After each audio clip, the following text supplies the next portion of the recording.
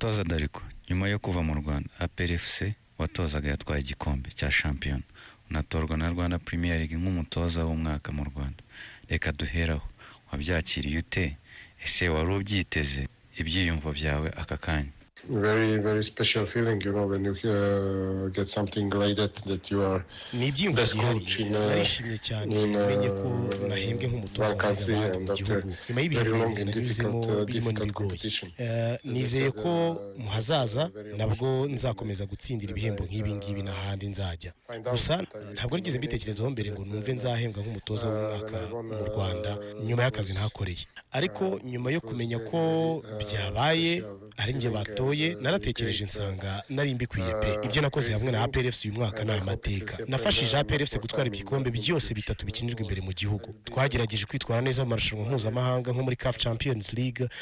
Nafashije ikipe kugera ku mukino wa nyuma wa Sekafa. Nkakwibutsa ko yari imyaka 10 yari ishize APRFC itagera ku mukino wa nyuma w'iryo rushanwa, kandi ubwo iheruka kurigeraho kugera kuri finali ya Sekafa nabwo yari yakiniwe mu Rwanda. Usibye ibyo natwaye igikombe cy'amahoro, natwaye igikombe cy'intwari mu mwaka wanjye wa mbere w'imikino. Igikombe cya shampiyona nacyo ntabwo nabura kukibariraho kuko nacyo ni icyanjye. Iyo bitekerejeho rero ukabara umubare w'ibitego ikipe yanjye yatsinze muri uyu mwaka w'imikino, ibitego twinjijwe, byose bikwereka ko nta wundi mutoza wari ubikwiye, nta wundi mutoza wakoze ibi ngibi, nta wundi mutoza wakoze aya mateka mbere yanjye. Ibyo bimpa kwemeza ko iki gihembo nari ngikwiye rwose. Wari umwaka udasanzwe kuri jye no muri APRFC. I think I deserve it, and when I complete all season and how many matches we play, how many goals we concede or how many goals we score, and how many win we have, I think that no one other can be before me. One special year and one special year for APR. Utekereza ko ari iki cyagufashije gutorwa n'ababishinzwe ugahabwa iki gihembo nubwo utabashije gusoza umwaka w'imikino kuko watandukanye na APRFC mbere yuko sezo irangira? I think it was my work. Almost 1 year I spent in Rwanda. During this year I never complained about nothing, even when I had a lot of opposition in front of me, a lot of rumors, a lot of Ntekereza ko ibyagezweho byose ari akazi kanjye rega. Umwaka namaze mu Rwanda ntimwigeze mwumva mvuga cyangwa mburana ko hari bitagenda, nubwo hari benshi bandwanyije, benshi bamvuzeho amagambo mabi kandi yiganjemo ibihuha. Hari benshi bakoze byose kugira ngo babangamire akazi kanjye, ariko nirinze kugira icyo bavugaho. Nagumishije umutima wanjye n'ubwenge bwanjye ku kazi n'ikipe yanjye muri rusange. Nagerageje gukomeza kwikorera ibyo nshoboye, ari byo gutoza no gushakira ikipe yanjye ya APRFC umusaruro mwiza. Abamfashije gusa, abamfashije bonyine n'abakinnyi ndetse n'itsinda ry'aba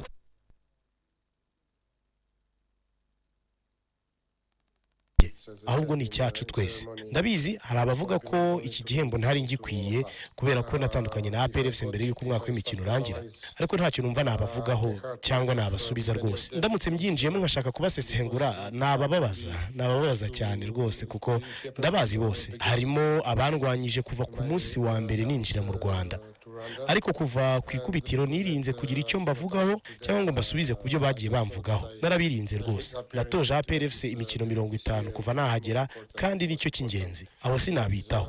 Abo nitaho nabankigikiye kuko nabo barahari. Ni imikino 3 yonyine ntatoje rega, mutagira ngo ni imikino myinshi. Nagiriye mu Rwanda ibihe byiza, abo rero sinabavugaho kuko ntibari mu nzira yanjye, ntacyo bantwara.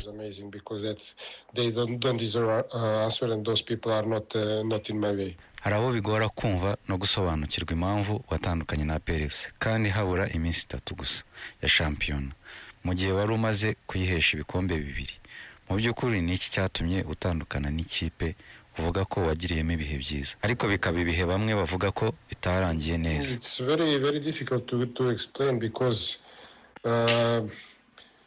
sometimes when you sit and think about that, sometimes you must to take decision and to see what is the best for you in the future. Biragoye kubisobanura kuko rimwe na rimwe hari ubwo wicara ugatekereza ku cyagirira akamaro ubuzima bwawe. Byari byiza ko ntandukana na APRFC kiriya gihe, byari byiza kuri jye no ku ikipe muri rusange.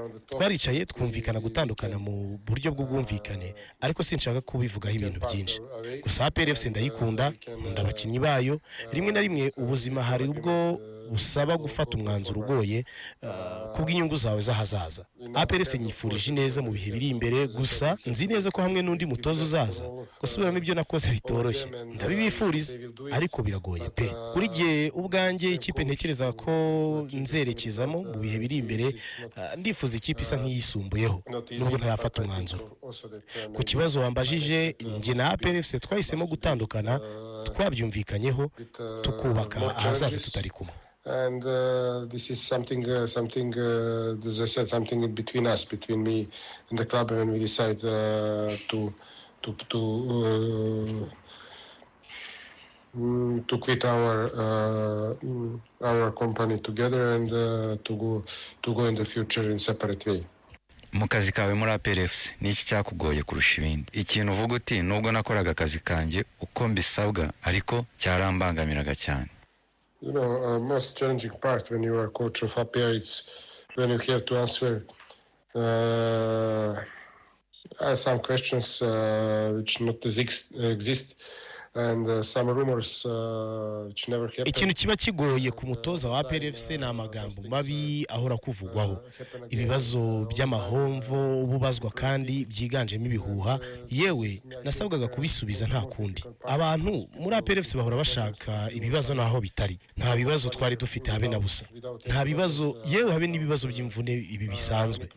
Urugero nka kapiteni wacu yakiri imikino 50 y'umwaka w'imikino, ntabwo byari byoroshye kandi yabyitwayemo neza, ariko nta bibazo byihariye byari bihari pe. Icyangoye rero ni ugusubiza ibibazo bidafite ishingiro, bitanafite ukuri. Icyo navuga ntazibagirwa mu buzima bwanjye muri APRFC mu bihe bitandukanye, reka ntangirire kuri Sekafa. Mfite byinshi nzazirikana muri iryo rushanwa kuko ryari rigoye. Ndasaba imbabazi kuko ku mukino wa nyuma twaratsinzwe, dutsindwa kuri penalty. Byarashoboka ko twatsinda tugatwara iki gikombe, ariko byaranze kuri penalty. Twarateye zirenga 5. Twifuzaga iki gikombe nyuma y'imyaka myinshi, ariko amahirwe ntiyabaye ku ruhande rwacu. Ikindi nibuka ni irushanwa rya CAF Champions League, twagizemo ibihe byiza, twakinnye imikino ibiri ikomeye kandi myiza hamwe na Azam FC ndetse na Pyramide. Nkuko mubizi, Pyramide niyo yatwaye iki gikombe kandi twakinye nayo umukino mwiza, umukino w'akataraboneka ubwo twahuraga nabo. Ni bimwe mu bihe byiza nzazirikana.